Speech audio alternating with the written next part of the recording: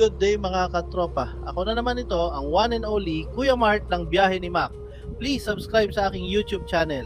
Search nyo lang Biyahe ni Mac Motovlog. At paki-follow na rin ang Facebook page ko with the same name. Kamusta na kayo mga katropa? I hope na nasusurvive nyo itong sobrang init na panahon ngayon. Sa last episode natin, pumunta tayo sa Awichon Cultural Village sa may Lubuagan, Kalinga. Napaka-solid ng experience na yon mga katropa. At syempre, napaka-solid din ang nagastos namin. Kaya ngayong episode, mas pinili naman namin ang mas malapit lang. Noong pauwi nga kami ng Batangas papuntang Isabela, nakita ko itong lugar na na-vlog na rin ng aking Mother Earth. At ito na nga mga katropa, welcome to episode 4. Walang iba kundi ang Isabela. Thy will be done dito sa Cordon, Isabela.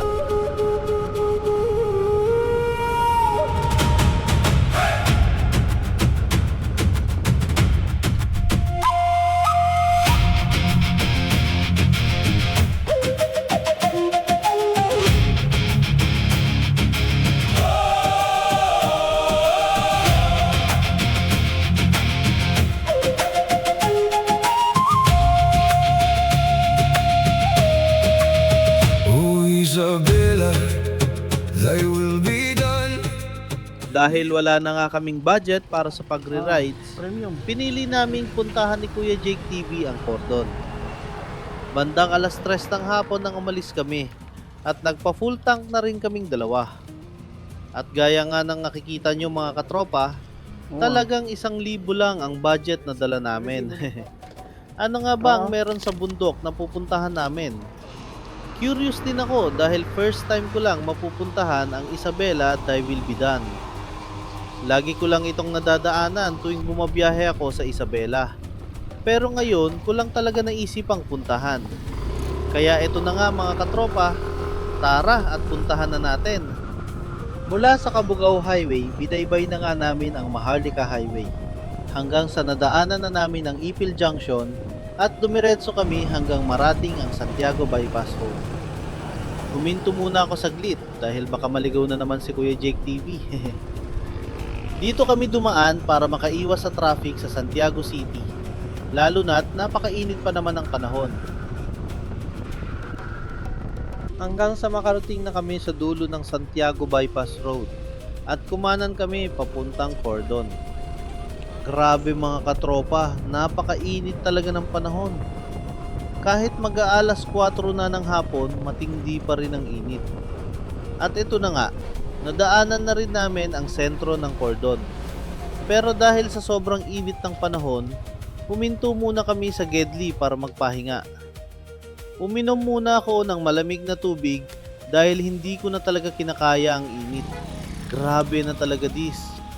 Nagpatuloy na nga ulit kami sa Bangwa Motor hanggang sa makita namin ang kanto na ito. Dahil dito kami itinuro ni Google Maps, lumiko kami sa kanan. Pero pagdating namin sa mismong location na tinuturo ni Google Maps, wala kaming makitang entrance papasok sa Isabela Thy Will Be Done. Ibig sabihin, naliligaw na kami. Kaya ang ginawa na lang namin, ginamit na namin si Madam Magta magtanong sa mga taga rito. Hehe. Dito lang sa may kanto, then? Ay, babalik sa may highway lang. Wala sa highway, pakyat andun sa ibabaw bago palusot dito sa kabog. Okay. Sige ba, thank you.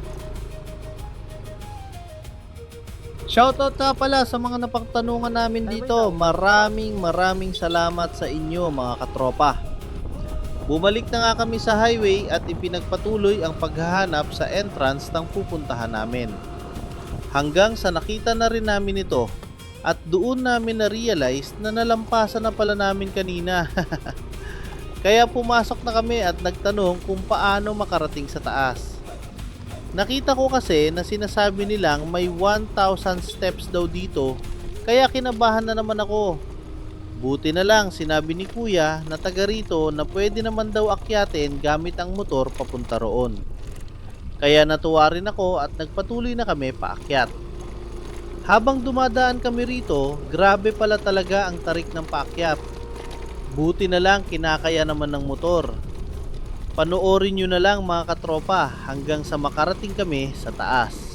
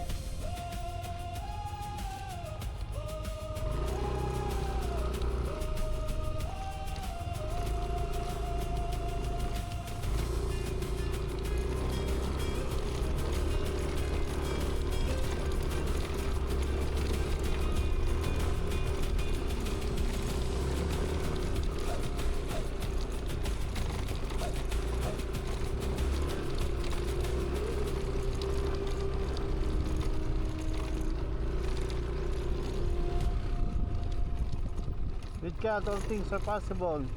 Amen.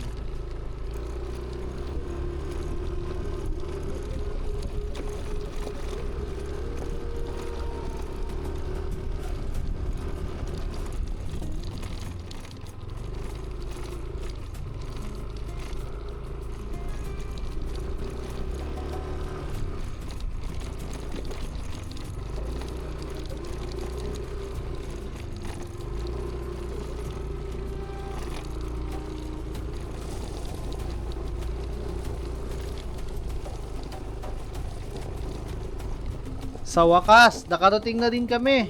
Ang ganda pala dito mga katropa. Pwede kayong mag-ihaw, mag-picnic at mag-relax dahil may mga cottage na rin dito sa area. Sa totoo lang, kung hindi nyo pa napupuntahan ang Isabela, Taywilbidan, subukan nyo talagang bumisita rito. Perfect siya for a quick escape, di ba? Habang nagdo-drone shot si Kuya Jake TV, ipapasyal ko muna kayo dito sa buong area mga katropa.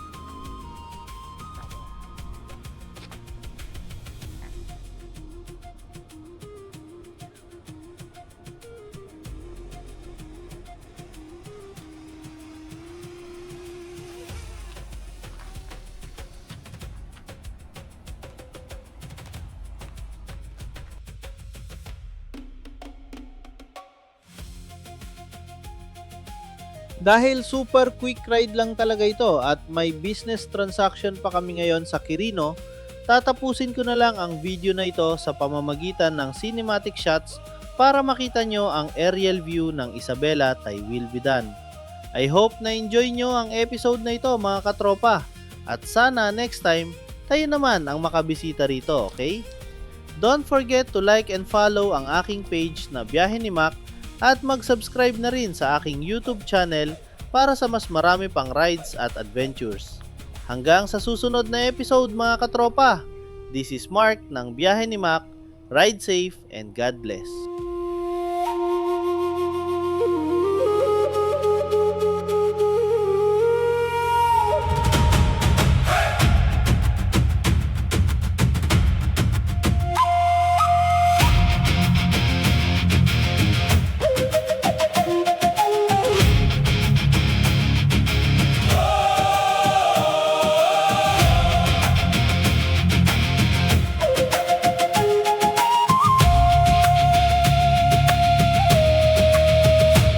Isabela, thy will be done.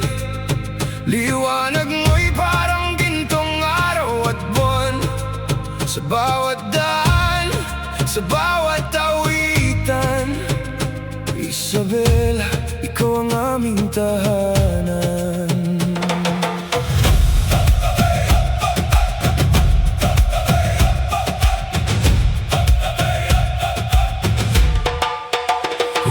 Isabela, thy will be done. Liwanag mo'y parang gintong araw at buwan. Sa bawat daan, sa bawat awitan. Isabela, ikaw ang aming tahanan.